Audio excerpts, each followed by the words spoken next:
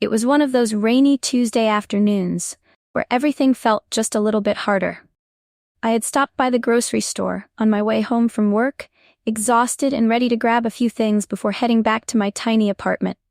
The fluorescent lights buzzed softly as I pushed my cart down the aisles, weaving past other tired shoppers. I was standing in the checkout line, scrolling through my phone, when I noticed her. An elderly woman, maybe in her late 70s, was standing a few places ahead of me. She was petite, with white hair tucked neatly under a rain-soaked scarf. She seemed out of place in the bustling, impersonal grocery store. Her hands trembled slightly as she reached into her purse, pulling out a handful of coins and a crumpled bill. The cashier gave her an apologetic smile. "I'm sorry, ma'am, but you're still short by $12.30. The woman's face flushed with embarrassment as she looked down at the few items she had on the conveyor belt. A loaf of bread, a carton of milk, a small pack of eggs, and some instant soup. Essentials. She began to mutter something about putting a few things back, her voice barely audible over the beeping of nearby registers. I don't know what came over me. Without thinking, I stepped out of my line and walked over to her. "Don't worry about it," I said, pulling out my wallet. "I'll cover the rest." She looked up at me, startled. Her blue eyes were sharp and filled with pride, but there was a flicker of relief as well. "Oh no, dear, I couldn't let you do that," she protested. "It's okay," I said, giving her a reassuring smile. "It's really no trouble." The cashier hesitated, looking between us, before ringing up the rest of her items. I handed over a $20 bill, and the woman's shoulders seemed to relax slightly.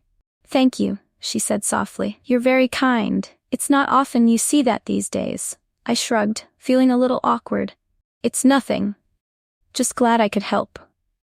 I didn't think much of it afterward. She thanked me again before disappearing into the rain, clutching her paper bag. I finished my own shopping, went home, and forgot about the whole thing, or at least I tried to. The truth was I couldn't shake the image of her frail figure and trembling hands. She reminded me of my grandmother, who'd passed away a few years ago. Grandma had been fiercely independent too, refusing help even when she needed it most. Helping that woman felt like a small way to honor her memory. 2 days later, I was back at work. I'm an entry-level analyst at a large company. It's not glamorous, but it pays the bills. I spend most of my days in a cubicle, crunching numbers and attending meetings where I'm usually the quietest person in the room. That morning, there was a buzz in the office. People were whispering about some big announcement. Apparently, the CEO was making a surprise visit to our department. I'd never even seen her before. Her name was Eleanor Hayes, and she was something of a legend. She'd built the company from the ground up decades ago and was known for being both brilliant and notoriously private.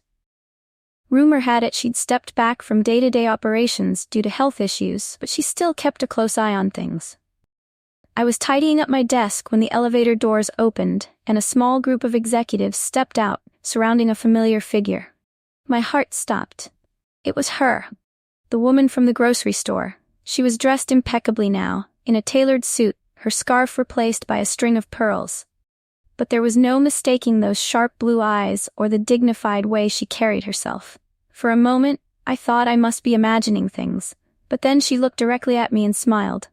"Ah, there you are," she said, her voice carrying across the room. Everyone turned to stare as she walked toward me, her steps steady and deliberate. My face burned as I scrambled to stand up. "Mrs. Hayes," I stammered. "I didn't realize." "You didn't know who I was," she finished for me, her smile widening. "And I'm glad. It's not often I get to meet people who act out of pure kindness." I opened my mouth to respond, but no words came out. The entire office was watching, their eyes darting between us with expressions ranging from curiosity to disbelief. "You helped me when I needed it most," she continued, her tone warm but firm. "I'd gone out that day to clear my head, to remind myself what all of this is for. What you did, it reminded me that this company isn't just about profits and numbers. It's about people. And we need more people like you." I felt a lump form in my throat. "It was nothing really," I mumbled. "On the contrary," she said, her eyes sparkling. "It was everything. That moment changed my life." Mrs. Hayes didn't just leave it at a thank you. Over the next few weeks, I was given opportunities I'd only dreamed of. She arranged for me to join a mentorship program within the company, pairing me with senior leaders who taught me the ropes and helped me grow. My colleagues started looking at me differently too. Not just as the quiet guy in the cubicle, but as someone who had earned the CEO's respect. But more than the career boost, it was the lesson that stayed with me. That simple act of kindness, something I hadn't thought twice about at the time, had rippled out in ways I never could have imagined. It reminded me that you never know who you're helping or how much they might need it. Sometimes the smallest gestures make the biggest difference. Now, whenever I see someone struggling, I think of Mrs. Hayes and that rainy Tuesday afternoon, and I try to do what she taught me.